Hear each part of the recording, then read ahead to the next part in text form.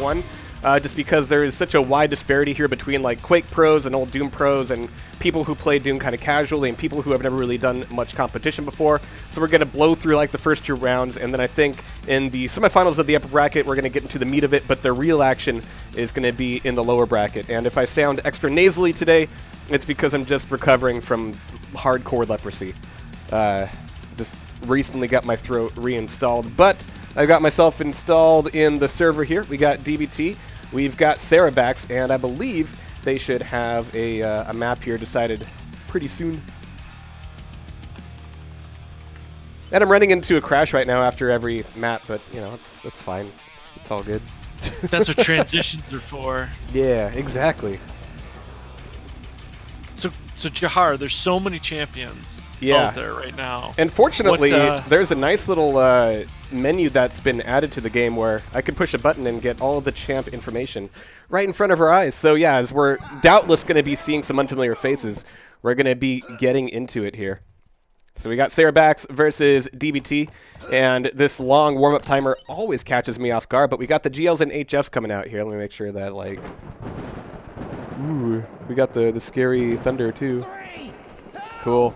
And yeah, I had to switch things back over to my favorite announcer, but we've got DBT up here as Grayson at the moment, and he's got a bit of a gravity bomb where he kind of like launches you up like in Bulletstorm.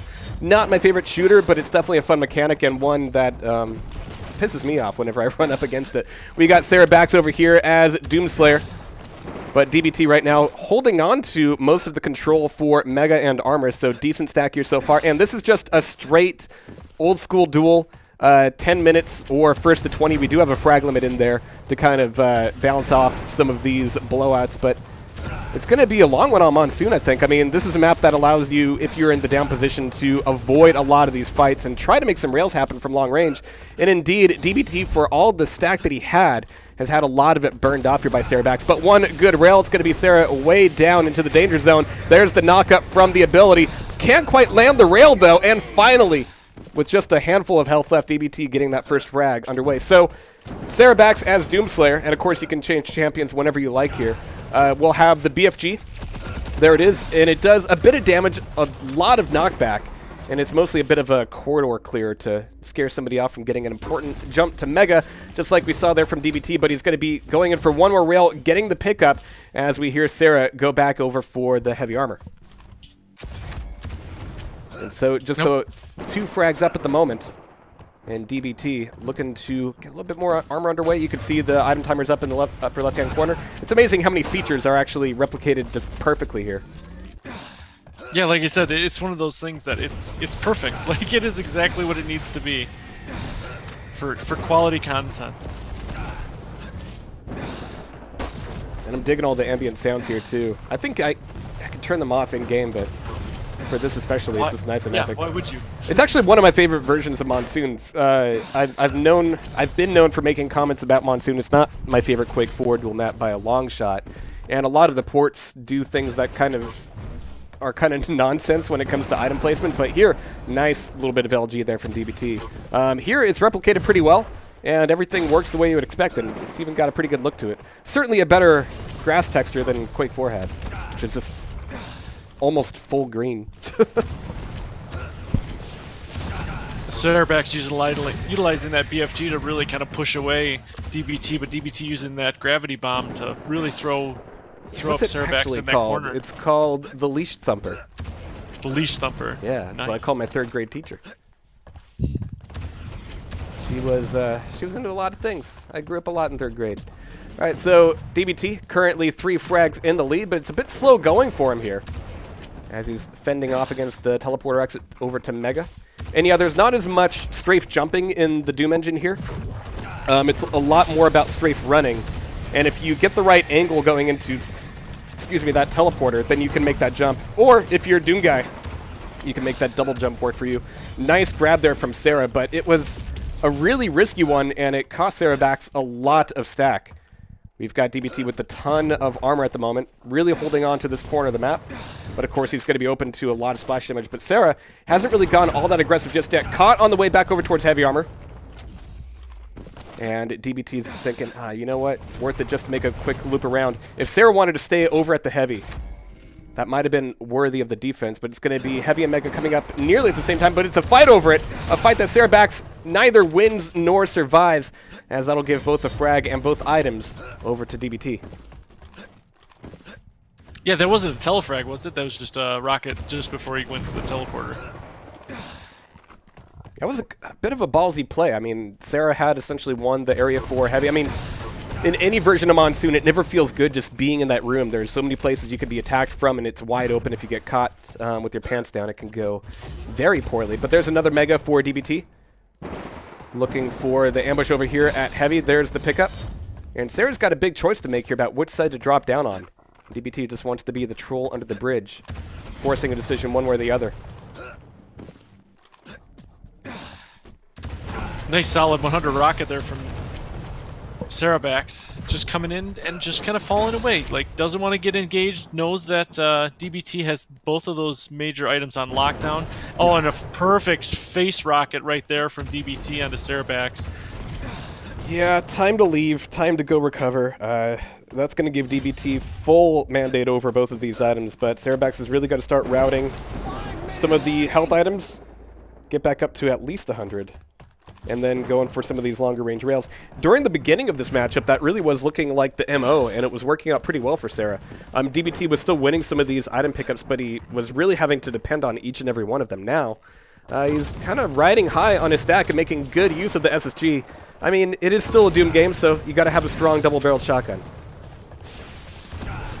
And there's the ability coming with the BFG. Solid, another 100 rocket. DBT is running away, but Sarabax needs to chase. He needs to get a kill under his belt. Cannot let DBT fully stack back up. And again, he's still at the position that he's still kind of even. Oh, and that double barrel. Right out of the TP. That is nasty. Just full of buckshot. Yeah, with all that damage that Sarah had done, it was exactly the moment to start owning some of the items, you know, get a little bit of recovery, but know that DBT was going to be pretty low himself, start winning the fight for the Mega, start winning the fight for the Heavy, and then turn that into a few frags. I mean, it's still only 6 frags with 4 minutes left to go. It's certainly doable, but that was a big potential turnaround point for Sarabax, and it didn't go his way. He gets a little damage off the BFG ability, but DBT is immediately heading over to that Mega location. Nice. And no damage was done to DBT, so it was a free pickup. Ability used, miss whiff rail from both players. Sarabax is just wanting, he's looking. He cannot find DBT. DBT is just skirting around this map very quickly. He's hiding around these corners. He's just waiting. And again, another double barrel shotgun. He is being cheeky at best. He's not allowing Sarabax to really gain anything. Now, a little good LG tickle. Oh, jeez. 100 points of damage, rocket, but I'm going to immediately pick up. Oh, the rail. Thank you very much, sir. May I have another? Yeah, it's certainly not bad damage coming out of Sarabax, but it hasn't turned into a frag just yet, and that's going to be the important thing here. Starting to run out of time. Got just under 3 minutes to go, and DBT is still just kind of owning this middle portion of the map, kind of bouncing between Heavy and the Mega, and that also gives him priority over one of the small armors as well, so that's a lot of pressure on Sarabax, making it very difficult to get any armor whatsoever. There's the Leash Thumper. That's going to deny any movement from Sarah just for a little bit. He's not quite able to turn it into any damage, but it keeps Sarah off his back long enough to move back over towards the Heavy. Looking for another rail, double whiff. Go back through the TP, looking for a fight. He's got all the stacks, certainly wants to spend it on this next little bit of damage, but Sarah's managed to dwindle away. Yeah, I think it was the Quake World version of this map that had moved the Mega over to where the LG traditionally is, which is actually kind of interesting. I kind of like that in terms of overall map balance, but it makes that whole Mega area just kind of pointless. So it's not a very flexible map when it comes to item placements. It works one way. Oh, geez, this is a lot of really good free damage, but oh no, great rail coming out of DBT. It's going to be 9-0 with just a minute and a half left to go. 1 rail already. As Sarah's going to be looking for that small armor. DBT trapping it off.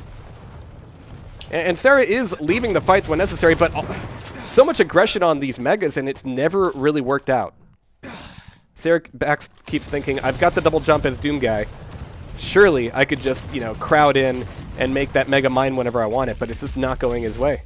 Especially because, I mean, some of the mid-air shots coming out of DBT are just fantastic today. I was hearing from Nation a little bit earlier that DBT has really upped his game since the last time I've seen him play, and I think so far that's bearing out. 1 minute warning! Now, correct me if I'm wrong, but DBT is the mod maker, correct? Yeah, the primary one, yeah. So, you know, he should know how to play. He should understand what's going on. But like I said, he's done a fantastic job playing and perfecting this this mod. And by the way, everybody out there in chat, we did do a Quake 4 tournament like 2 or 3 years ago. Maybe it was longer. As part of our quad damage tournament. It was just Quake 4 on Airwalk. Oh, great rail. But it was the lowest turnout of any of the other quad damage tournaments, so... like, maybe we could get a CTF pug going sometime? Maybe? Do you really want to play Quake 4 that bad? I like Placebo Effect a lot, and I like Frantic a lot in Quake 4. They're both really fun maps in that game. By the way, the LG doesn't look like that when you're playing properly. It's just a spectator bug, but really great game called out there. DBT 12 up on 1 on Sarabax. It's a best of 1, so that is going to be DBT moving on forward. And Sarabax dropping down to the lower brackets. So what I'm going to be doing real quick is updating that bracket. And again, this is like the first round, so I'm sure that a ton of people are running around trying to get their matches going.